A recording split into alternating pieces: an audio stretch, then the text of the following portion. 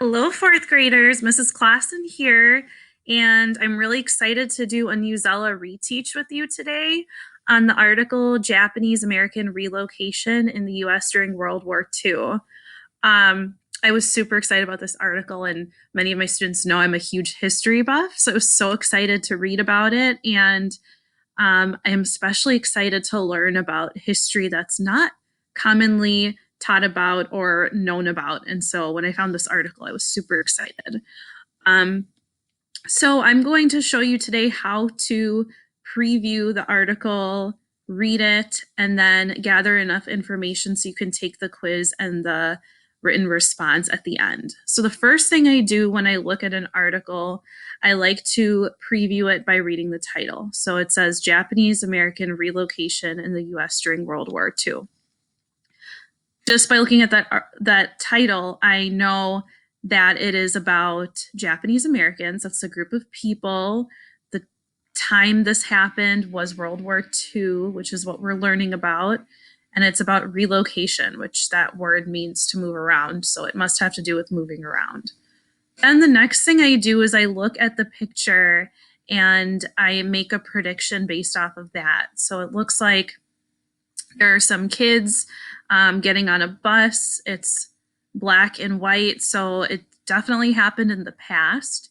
So I'm going to read the caption to find out. So it says, this photo taken on May 9th, 1942 in Centerville, California shows Japanese Americans boarding an evacuation bus. People of Japanese ancestry were sent to be housed in war location authority centers for the duration of World War II. And now here it says photo from U.S. National Archives and Records Administration. So knowing that it's from the National Archives, I know this is a primary source. We're looking at the picture. It happened. Another hint is that it tells the date that the photo was taken. So this is basically showing me Japanese Americans boarding on an evacuation bus, and that must have to do with the relocation. So I'm going to read more to find out. And then here it says it's by the National Archives, adapted by the Newsela staff. So again, this is telling me this is from a primary source since it's from the National Archives.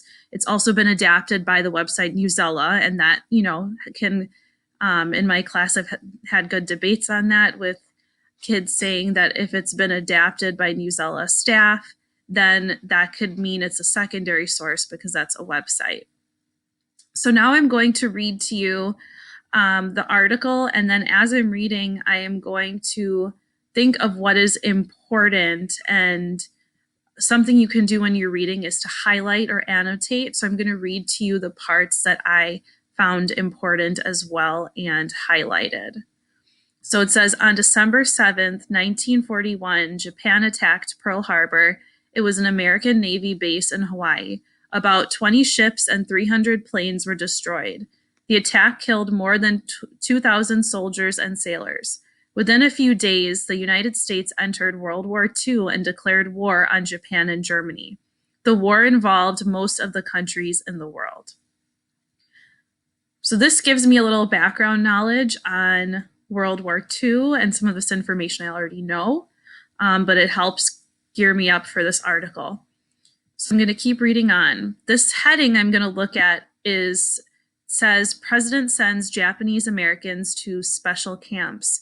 So headings are things we really want to pay close attention to because it will tell you what the passage is mostly going to be about. So I know this part of the article is going to be about the president's involvement in sending Japanese Americans to special camps. After Pearl Harbor, many Americans became very afraid of a Japanese invasion. In February 1942, just 2 months after Pearl Harbor, President Franklin Delano Roosevelt signed Executive Order 9066. It was aimed at people whose families were from Japan. It said that they could not live along the West Coast. They also had to live in special camps away from the Pacific Military Zone. The order had two purposes. The first was to prevent spying. Many people thought that Japanese Americans might give military information to Japan. The second was to protect Japanese Americans from being hurt. At the time, many Americans were angry at the Japanese. So when I read through, I highlighted Executive Order 9066 because that is the order that is making this happen. And then I also highlighted the part where it says this order had two purposes because I want to remember what the point of this order was and why the president made it. And it looks like it was to prevent spying and to protect Japanese Americans from being hurt. So I'm going to read on. The military zone was along the Pacific Ocean in Washington, Oregon, and California. Next heading I see says 2/3 of those sent to relocation centers were born in America. So I think this part of the passage is going to be about which Japanese Americans had to go to these relocation camps. Roosevelt's order affected 117,000 Japanese American people. 2/3 of them were born in the United States. People who were born in Japan were called the Issei. The Nisei were the second generation and were born in America. At the time of Roosevelt's order, there were 70,000 Nisei American citizens. Within weeks, all Japanese Americans were ordered to report to centers near their homes. It did not matter if they were citizens, young or old, or rich or poor. Soon they were sent to special camps outside the military zone. These were called relocation centers or internment camps. So that passage I highlighted, 2/3 of them were born in the United States. I thought that was important and that it didn't matter if they were young, old, rich, or poor. That really stuck out to me because it shows that it didn't matter like if they were rich or poor. As long as they were Japanese Americans, they were being sent to those relocation centers. And then relocation centers or internment camps I highlighted because that's a vocabulary term. And I know like eventually it's going to come up again and I'm going to want to go back to the spot where I can find out what that means. And then I just go back and reread that they were special camps outside the military zone. Life was very different. For example, Japanese Americans in Western Washington state went to a gathering point at the Puyallup Fairgrounds near Tacoma. They lived in a cow shed at fairgrounds or a horse stall at a racetrack for the next several months. Next, the Japanese Americans were taken to a permanent relocation center.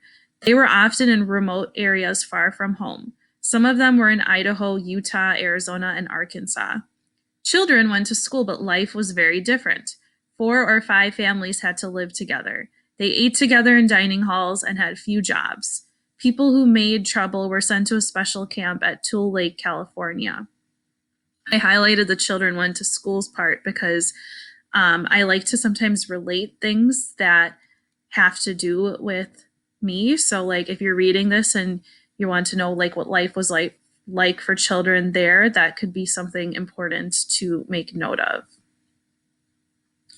Fighting units showed how patriotic Japanese Americans were. In 1943 and 1944, the government organized a fighting unit of Japanese American soldiers. It was called the 442nd Regimental Combat Team.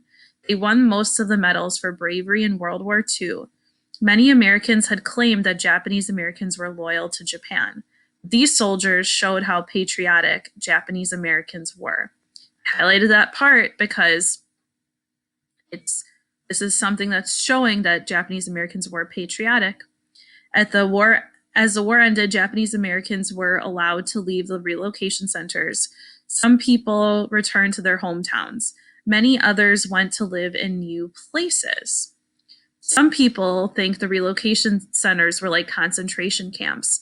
During World War II, Nazi Germany forced Jews to live in concentration camps.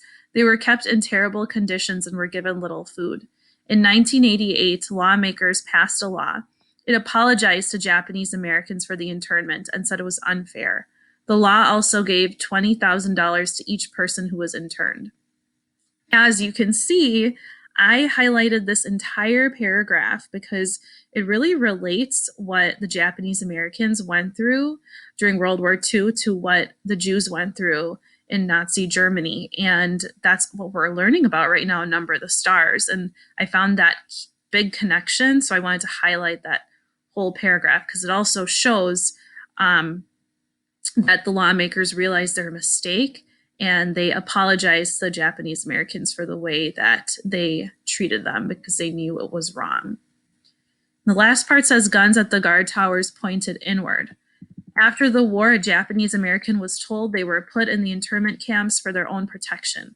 The person was asked if this was the case, why they were not allowed to leave. Why were the guns at the guard towers pointed inward instead of outward? So there's the article, and wow, every time I'm done reading an article, I like to think back of what was this article mostly about. And to me, it's mostly about how Japanese Americans were treated during World War II when they were forced to move into be relocated to different places because they were not trusted and that the Americans were worried that they were spies for Japan during the time. But in the end, we realized that it was a huge mistake and gave them money to whoever was interned. So this is like a really awesome article, I thought, because this was information that I didn't know too much about. So I feel like I learned a lot from it, and it really helps me understand how people in America were dealing with World War II, especially Japanese Americans. So now that I'm done reading the article, I am going to look at the quiz and show you and model for you how to take the quiz. So we're going to look at question 1. It says, why did President Roosevelt think Japanese Americans needed to be sent away from the West Coast? So I'm going to go back into before I even look at the answer choices, I'm going to look back into the article about where it talks about the president's involvement with these special camps. So here it says president sends Japanese Americans to special camps. So I'm going to scroll down and look at what I highlighted. And the main thing I highlighted, I'm going to reread that. The order had 2 purposes. The first was to prevent spying. Many people thought that Japanese Americans might give military information to Japan. The second was to protect Japanese Americans from being hurt. So now I'm going to look at the answer choices and narrow it down. A says that he was worried that they would be injured in attacks by Japan. Doesn't quite say that. It's talking about Japanese Americans in America. So I'm going to cancel out A. B says he wanted to help them. He wanted them to help fight with soldiers on the East Coast.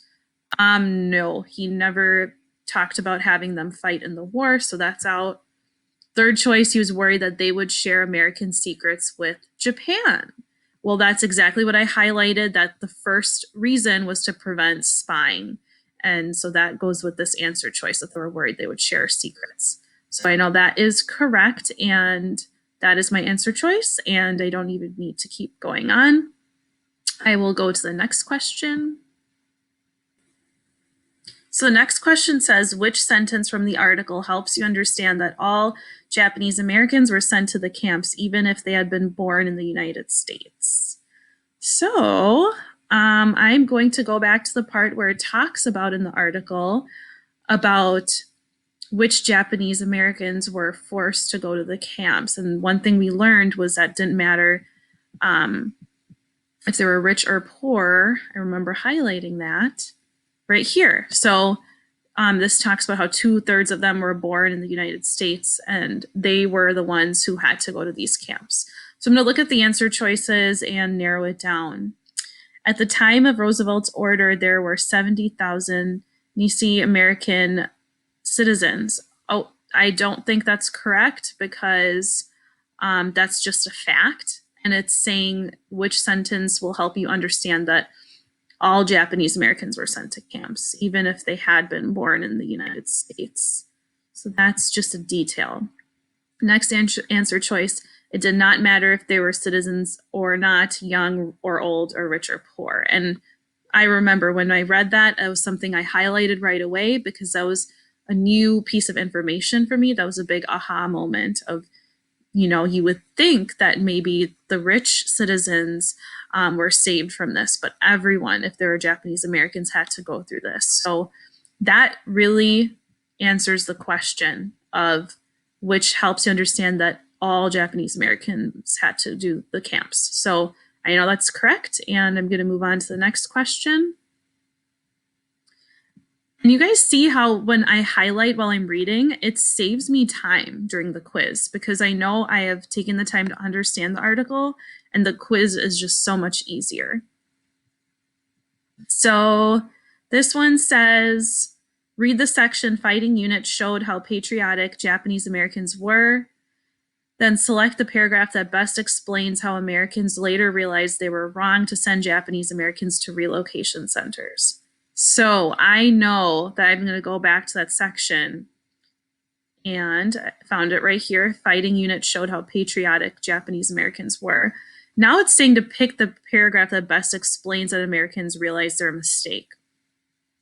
First paragraph in this section is really just giving us more details of the time this happened, Americans claiming that Japanese Americans were loyal. The second paragraph is kind of short. It's just about what happened after the relocation centers. Now we get to this third paragraph. And remember, I highlighted the whole thing because I thought this was a huge aha moment of realizing that the Americans later realized how big of a mistake they made by making the Japanese Americans go to this concentration internment camp. And so they awarded them with $20,000 each. So that kind of shows and answers the question that Americans later realized their mistake. So this is the correct answer. Once again, that was pretty easy because I took the time to read the article really closely before. Last question says, which section of this article explains how many Japanese Americans proved that they were on America's side? Okay, so I'm going to go back to the article again, and I'm going to look for a section that shows that Japanese Americans proved that they were on their side. So I'm going to go back in the article. So starting at the top, it says President sends Japanese Americans to special camps. That section, it's giving us information about the order the president made. It's not really talking about Japanese Americans proving they were on America's side. So I'm going to go to the next one. 2/3 of those who were sent to relocation centers were born in America. Also, great information on who was sent to the relocation centers, but it's not showing anything about Japanese Americans being on America's side. Life was very different. More details about how life was different for those who were sent to those relocation centers. This section here, fighting units showed how patriotic Japanese Americans were. This one is talking about how patriotic they were. That kind of connects to this question of Japanese Americans proving that they were on America's side. So I think that's going to be the best answer choice for that question. So now we are done with the quiz, and I am super excited to share with you some awesome written responses that my students had. I picked 4 students who had amazing written responses that were really organized. I'm going to share with you. And then I want you to think of what are some things they did well, just like how we would in class. So think of some specific compliments for them. And I'm really grateful that all 4 of them were okay with me using their responses for this lesson. So we are going to start with the first example. So the first example I'm going to show you is LJ's response. LJ wrote, I think we are learning this in schools because it is a big part of history. World War II is a big part of history, and we should learn history. The reason why we should learn big historic events is because it teaches you the good and the bad. It is important we don't repeat bad history and learn from these past mistakes. I think it is wrong to put the Japanese Americans into camps. It's racist and it was hurtful. I think we learned this so we don't repeat history's mistakes. I hope we never go to a big war again. Too many people died. I also hope we never force people into camps again solely based off of their ethnicity. I learned this is wrong. So think of some specific compliments for LJ. I know when I'm looking through, like I can tell he answered like both parts of the question. Because to remind you, the first part of the question is asking, why is the event described in the article taught in schools today?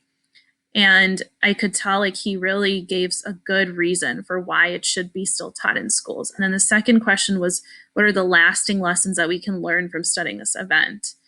And I noticed that he really gave a lot of insight into what he thinks the life lesson is and what he thinks the theme is. And I thought he did a really great job of making the life lesson applicable to anything else and saying that he hopes that we don't repeat history's mistakes. That's a great theme. And so LJ had an amazing job. Great job, LJ. So now I'm sharing with you Trevor's response. Trevor wrote, the event is taught in school days because kids need to know that Americans mistreated Japanese Americans because of their heritage. My first piece of evidence is that this event is a part of history and you really should know history as well you know math and reading. My second piece of evidence is that even though this event is scary, I think it is not fair to put Japanese people in camps and make poor innocent children leave their home. My third piece of evidence is how Japanese were treated with racism. We need to fight the urge to be racist because it affects people badly. So, do you think of a specific compliment for Trevor? I thought of that. I really liked how he organized his response with saying my first piece of evidence is, my second piece of evidence is. It was great transition words for his evidence. And I also thought that he did a good job with ending with the author's message of we need to fight the urge to be racist because it affects people badly. And I thought he gave a good theme and life lesson at the end, and it just calls for action. So his response really answered those two questions really well of why is it important to learn this information and what life lesson are you taking. So great job, Trevor. The next response is from Shivan. He wrote, the event in the article is the relocation of the Japanese Americans in World War II. This event is taught in schools today because it shows what the Japanese Americans had to face in America during World War II. One lasting lesson we can learn from studying this event is that you should think more before you act. That's a great theme. I know this because it said in the article that after relocating the Japanese Americans in 1988, the Congress passed a law recognizing that the Japanese internment was unjust, apologized, and gave $20,000 to each person who was interned. So, did you think of a compliment for Shivan? I thought while reading this that he did a really good job of making it brief, which is also another goal we have with written responses. The next response is Elena's. She wrote, this article is taught in schools today because it is important history and people need to be aware of what happened during the Japanese American relocation in the US during World War II so people can learn from it. The lasting lessons we can learn from are Americans treated the Japanese Americans unfairly and cruelly. The Americans treated the Japanese Americans badly because they were afraid they would spy on America. Americans made them leave their homes to live in camps and barn stalls. The Japanese Americans were held at gunpoint and unable to leave, just as a prisoner would be held in a jail cell. In the 1940s, the US government started a group of Japanese Americans called the 442nd Regimental Combat Team, and they fought in the war. Some Americans felt they were loyal to Japan. However, these soldiers were very brave and won most medals, showing their loyalty to America. Also in 1988, the lawmakers apologized to the Japanese Americans because the relocation centers and inhumane treatment of Japanese Americans were cruel and racist. So I hope you guys thought of a specific compliment for Elena. When I was reading, I loved how she separated her response into paragraphs. And in the first paragraph was answering the first question of why is this event taught in schools? And then the second paragraph was about the second question of the lasting lessons that she found. So I thought it was very organized. I love seeing how much specific evidence she included in her response from the text. And I would say all four kids, Trevor, LJ, Elena, and Shivan, I could tell when I was reading their responses that they really took their time to think deeply about the article, and they tried to understand, why is this article important? And I could see that in all of their responses, that they were deeply thinking about why it's important and writing that in their response too. So these 4 kids did an excellent job, and I think it helps to see multiple different examples. So I hope this helps you in your next Newsela assignment. Thank you for listening.